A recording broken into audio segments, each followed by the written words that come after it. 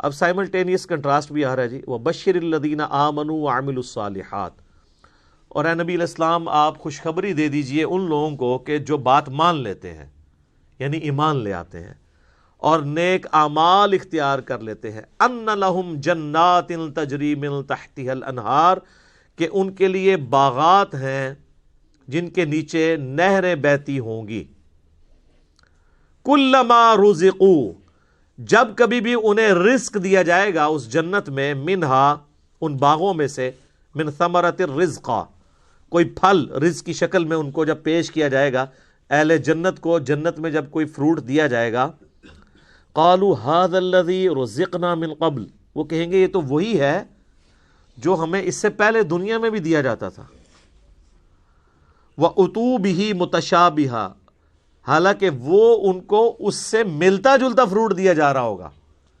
Exact نہیں ہوگا،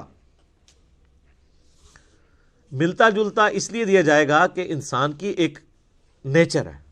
دنیا میں بھی آپ دیکھ لیں، آپ کسی دسترخوان پہ بیٹھے ہوں تو سب سے پہلے اس چیز کو ہاتھ ڈالتے ہیں جس کے ساتھ آپ مانوس ہوں۔ آپ کسی ولیمے پہ بھی جاتے ہیں تو آپ کے سامنے کوئی ایسی عجیب و غریب ڈش آ جائے تو آپ اس کے رسک نہیں لیتے کھانے کا کہ پتہ نہیں کیا ذائقہ ہو، الٹا پلیٹ بھر کے بیٹھ جاؤں اور اس دوران جو میں نے کھانا تھا وہ ختم ہی ہو جائے، یہ بھی چانس ہوتا ہے نا۔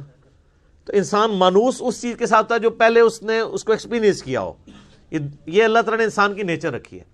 تو جنت میں بھی ابتدائی مہمان نوازی کے طور پہ جنتیوں کو وہ رزق دیا جائے گا جو دنیا میں وہ ایکسپیرینس کر چکے ہیں، آم، کیلا، انار، سیب، جو ہمارے ایکسپیرینس میں۔ اب دیکھنے میں تو وہ فروٹ دیکھنے میں تو ویسا ہی ہوگا، تو وہ کھانے سے پہلے یہ بات کریں گے کہ تو یہ وہی چیز ہے، ایتھے بھی آ کے وہی کچھ، لیکن اللہ فرمائے گا کہ ان کے اس کی طرح کا ہوگا لیکن ویسا نہیں ہوگا۔ اب انور اٹور کا ذائقہ اور ایک دیسی آم کا ذائقہ برابر ہو سکتا ہے؟ دیکھنے میں تو دونوں ایک جتنے ہوتے ہیں، شکل و صورت بھی ملتی جلتی ہوتی ہے، لیکن زمین آسمان کا فرق ہے ٹیسٹ میں۔ اسی طریقے سے چونسے کا ٹیسٹ ہو یا کسی دوسرے آم کا، وہ برابر نہیں ہو سکتا۔ تو یہ تو دنیا میں اللہ نے اتنا فرق رکھا ہوا ہے، تو آخرت میں جو آم دیا جائے گا وہ دنیا والا آم نہیں ہوگا، ہاں شکل و صورت میں ضرور ملتا جلتا ہوگا، لیکن اس آم کی تو کیا بات ہے۔ اللہ تعالیٰ جنت میں ہمیں اپنے محبوب صلی اللہ علیہ وآلہ وسلم کا پڑوس نصیب فرمائے، آمین۔ وَلَهُمْ فِيهَا أَزْوَاجٌ مُطَهَّرَةٌ، اور وہاں پہ ہوں گی ان کے لیے پاکیزہ بیویاں۔ پاکیزہ بیویاں دنیا کی بیویاں بھی اور جنتی حوریں بھی، وہ آگے چل کے ذکر آ جائے گا اس حوالے سے۔ اچھا، جنت میں جتنی بھی نعمتیں ہیں نا،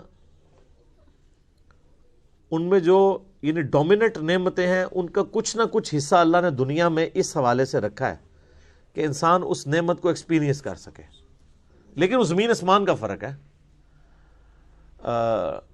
لیکن کسی درجے میں ایکسپیرینس کروایا گیا، اور ایکسپیرینس کروایا گیا ہے تو تبھی ان چیزوں میں اٹریکشن ہے، اگر اٹریکشن نہیں ہوگی تو اس کے لیے تگ و دو کون کرے گا۔ اچھا، اس سے یہ بھی بات پتہ چلی کہ جنت کا لالچ بھی اللہ تعالیٰ خود دے رہا ہے، لہذا یہ جو ڈاکٹرین مشہور کی گئی ہے کہ ہمیں دوزخ کے ڈر کی وجہ سے یا جنت کی لالچ میں عبادت نہیں کرنی چاہیے، اللہ کے لیے کرنی چاہیے، تو یہ بالکل جعلی ڈاکٹرین ہے۔ اس کو مولا علی علیہ السلام کی طرف لوگوں نے منسوب کر دیا ہے کہ وہ کہتے تھے میں تو اللہ کی عبادت صرف اللہ کے لیے کرتا ہوں، جنت کی جو ہے وہ طلب میں یا دوزخ کے ڈر کی وجہ سے نہیں کرتا۔ اس کے اوپر بھی میرا ایک کلپ ریکارڈڈ موجود ہے کہ یہ ڈاکٹرین صوفیاء نے پیش کی ہے، یہ قرآن کی ڈاکٹرین نہیں ہے، کیونکہ جنت کا جو لالچ ہے اس کے پیچھے لگنا اللہ ہی کی تو اطاعت ہے۔ یہ جنت کا لالچ شیطان نے دیا یا اللہ نے؟ تو اگر آپ جنت کو نگیٹ کرتے ہیں، جنت کا مذاق اڑاتے ہیں یا دوزخ کو ہلکا جانتے ہیں، تو آپ یہ جنت یا دوزخ کو بے عزت نہیں کر رہے ہوں گے، بلکہ آپ اللہ تعالیٰ کے خلاف بغاوت کا علم بلند کر رہے ہوں گے۔ یہ تو اس نے رکھی ہوئی ہے نا چیزیں، یہ ساری لالچیں وہی دیتا ہے نا۔ یہ وہ لالچ نہیں ہے جو بری بلا ہو، یہ وہ لالچ ہے جس کے لیے انسان کو کوشش کرنی چاہیے۔ قرآن پاک میں درجنوں آیات ہیں، آگے چلیں گے تو یعنی اللہ تعالیٰ فرماتا ہے کہ کوشش کرنے والوں کو ایسی جنت کے لیے کوشش کرنی چاہیے، خود اللہ تعالیٰ اس کی طرف۔ تو اسی طریقے سے یعنی جو ایک اللہ تعالیٰ نے سیکس کا جذبہ رکھا ہے انسان کے اندر، اس کا ایکسپیرینس دنیا میں کسی فارم میں کروایا، تبھی جنت کی حوروں کا لالچ دیا جا سکتا ہے۔ اور اسی طریقے سے جو فروٹ ہے اس کا ذائقہ دنیا میں رکھا ہے، جبھی جنت کی فروٹ کا آپ کو لالچ دیا جا سکتا ہے۔ باقی تو بخاری مسلم میں حدیث ہے کہ اللہ تعالیٰ نے جنت میں وہ نعمتیں تیار کر رکھی ہیں جو نہ کسی آنکھ نے دیکھی، نہ کسی کان نے سنی، نہ کبھی کسی کے دل پہ بھی اس کا گمان گزرا۔ وہ تو ان امیجنیبل ہے۔ یہ صرف متشابہات ہیں، چیزیں ملتی جلتی چیزیں دنیا میں، صرف بات سمجھانے کے لیے۔ اور دنیا کی نعمتیں تو فنا ہونے والی ہیں، لیکن ان نعمتوں کے ساتھ آ رہا ہے وَهُمْ فِيهَا خَالِدُونَ، وہ رہیں گے ہمیشہ ہمیش اس کے اندر، نہ ختم ہونے والی نعمتیں۔ اچھا، دنیا میں کوئی بڑے سے بڑی بھی نعمت ہے نا، وہ اچھی انسان کو لگتی ہے، لیکن جیسے ہی اس کے چھوٹ جانے کا خیال آتا ہے تو دل کے اوپر غم کا غلبہ ہو جاتا ہے۔ اور جنت میں غم نہیں ہے، اس لیے جنت میں ہمیشہ کی نعمت ہے۔ بخاری اور مسلم کی حدیث ہے کہ میدان محشر میں لا کے مینڈے کی شکل میں موت کو قتل کیا جائے گا، اور جب بلایا جائے گا تو باقاعدہ ایک یعنی ندا کی جائے گی، جہنمی جو ہے جہنم کے کنارے پہ آ جائیں گے، اس خوشی کی وجہ سے کہ شاید ہمارے نکلنے کے لیے کوئی اب سبب ہونے لگا ہے، اور جنتی جنت کے کنارے پہ آئیں گے اس ڈر کے ساتھ کہ ہمیں کہیں جنت سے نہ نکال دیا جائے۔ تو پھر اللہ تعالیٰ موت کو مینڈے کی شکل میں لا کے وہاں پہ ذبح کرے گا، اور پھر کہا جائے گا کہ جنتیوں کے لیے خوشخبری ہے کہ انہیں کبھی موت نہیں آئے گی، اور دوسری طرف جہنمیوں کے لیے ہمیشہ کا غم ہے کہ ان کو بھی موت نہیں آئے گی۔ تو قرآن میں آتا ہے سورہ فرقان میں، آج ایک موت نہیں کئی موتیں مانگو، موت نہیں تمہیں آئے گی، ہزاروں موتیں مانگو، موت نہیں آنے کی، کیونکہ موت آ جائے تو پھر تکلیف ختم ہو جائے، لیکن وہاں پہ موت نہیں آئے گی۔ اللہم اجرنا من النار، اللہم اجرنا من النار، اللہم اجرنا من النار، آمین۔ اللہم من احییتہ منا فاحیہ علی الاسلام، ومن توفیتہ منا فتوفہ علی الایمان، آمین۔ صحیح مسلم میں ایک حدیث ہے کہ جب جنتی جنت میں داخل ہونے لگیں گے تو ان کو ایک ندا کی جائے گی، جاتے ہی خوشخبری ملے گی، تمہارے لیے مبارک ہے، آج کے بعد تمہیں کبھی موت نہیں آئے گی، تم ہمیشہ زندہ رہو گے، آج کے بعد تمہیں کبھی بدحالی نہیں آئے گی، تم ہمیشہ خوشحال رہو گے، آج کے بعد تمہیں کبھی بڑھاپا نہیں آئے گا، تم ہمیشہ جوان ہی رہو گے، اور آج کے بعد اللہ تم سے کبھی ناراض نہیں ہوگا، ہمیشہ راضی رہے گا۔ یعنی دنیا میں تو سب سے بڑی اہل ایمان کے لیے ٹینشن ہی یہی ہے نا کہ میں نے یہ کیا تو ناراض نہ ہو جائے۔ جنت وہ جگہ ہے جہاں کچھ بھی کر لیں اللہ ناراض نہیں ہوگا۔ ہر وہ چیز جو دنیا میں بھی جرم تھی وہاں جا کے وہ جرم نہیں رہے گی۔ دنیا میں مرد کے لیے سونا پہننا حرام ہے، اور جنت میں سونے کے کنگن پہنائے جائیں گے، ریشم کا لباس پہنایا جائے گا۔ قرآن پاک میں آتا ہے، بخاری مسلم میں درجنوں احادیث ہیں، جسے شوق ہو تو مشکات المصابیح کی 3 جلد میں جنت والا چیپٹر پڑھ لیں تو آپ کو اندازہ ہوگا کہ جنت میں اللہ تعالیٰ نے کیا کچھ رکھا ہے انسان کے لیے۔ لیکن یہ بات اپنی جگہ ہے، ایک حقیقت ہے کہ جنت پہنچنا بڑا مشکل ہے، یہ سب سے بڑا المیہ ہے۔ یہ تو بابوں نے آپ کو ایک خدا کا تعارف کروایا نا کہ جنت تو اپنی جیب ہی ہے، کتابیں یہ نہیں بتاتی، کتابیں کچھ اور ہی بتاتی ہیں۔ صحیح مسلم میں حدیث ہے کہ اللہ تعالیٰ نے جنت کو ناگوار چیزوں سے ڈھانپ رکھا ہے، یعنی جنت تک پہنچنے کے لیے کئی ناگوار چیزوں سے آپ کو گزرنا پڑے گا، پھر جنت آئے گی۔ اور جہنم کو اللہ تعالیٰ نے خوشنما چیزوں سے ڈھانپ رکھا ہے، یعنی ہر اٹریکٹ فل چیز دوزخ کی طرف لے کے چلی جائے گی۔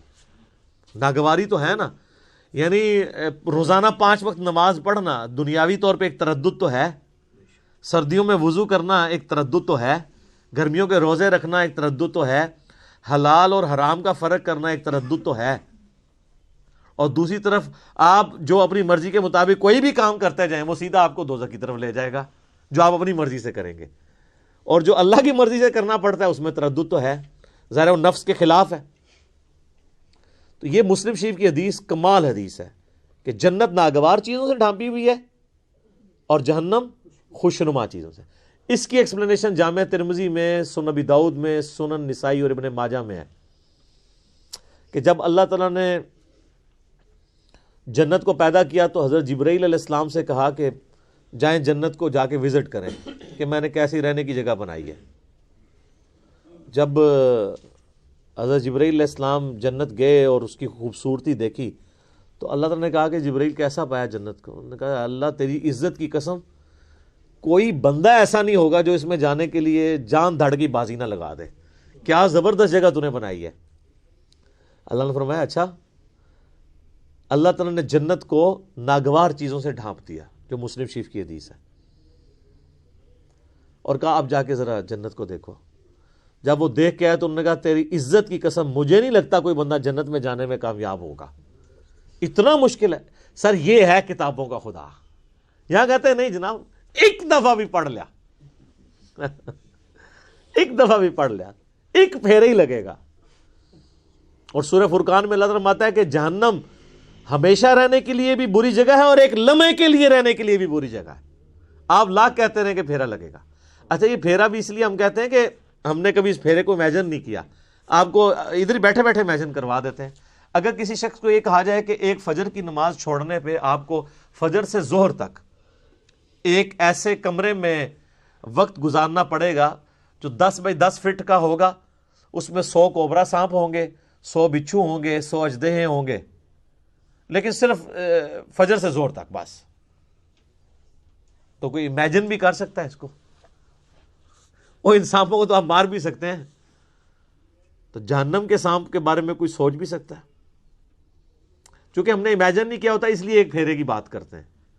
اور یہ تو بہت بڑی میں نے مثال دی ہے. اگر کسی شخص کو کہا جائے نا کہ فجر کی نماز چھوڑنے پہ فجر سے زور تک آپ کو صرف ایک موم بتی کا وہ چھوٹا سا جو فلیم ہوتا ہے نا اس کے اوپر یوں ہاتھ رکھنا پڑے گا فجر سے زور تک، سر 10 سیکنڈ نہیں کو رکھ سکتا. تو یہ کہنا آسان ہے پھیرے والی بات. اچھا وہ جو ترمذی ابو داؤد نسائی ابن ماجہ کی حدیث ہے نا اس میں آگے آتا ہے کہ پھر اللہ تعالیٰ نے حضرت جبرائیل سے کہا کہ جہنم جب پیدا کی فرمایا جہنم کو جا کے دیکھو. جہنم دیکھ کے آئے، انہوں نے کہا اللہ تیری عزت کی قسم مجھے نہیں لگتا کوئی بندہ کوشش کرے گا کہ کوئی بھی ایسا عمل کرے کہ دوزخ میں جا کے گرے، یہ تو جگہ ہی ایسی تو نے بنا دی ہے.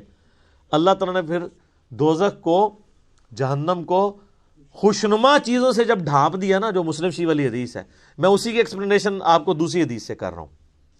یہ سر کتابوں کا دین ہے، بابوں کا نہیں ہے. تو حضرت جبرائیل علیہ السلام جب گئے واپس آئے، کہا اے اللہ تیری عزت کی قسم مجھے نہیں لگتا کوئی بندہ جہنم میں جانے سے بچ سکے گا، اتنا خوشنما تو نے بنا دیا، یہ تو سارے ہی جائیں گے جہنم میں. اور سر نظر بھی آ رہا ہے، نظر بھی آ رہا ہے. کیا دیندار، کیا بے دین، کیا مسلمان، کیا کافر، آپ کو بغاوت دیکھیں عروج پہ نظر آتی ہے.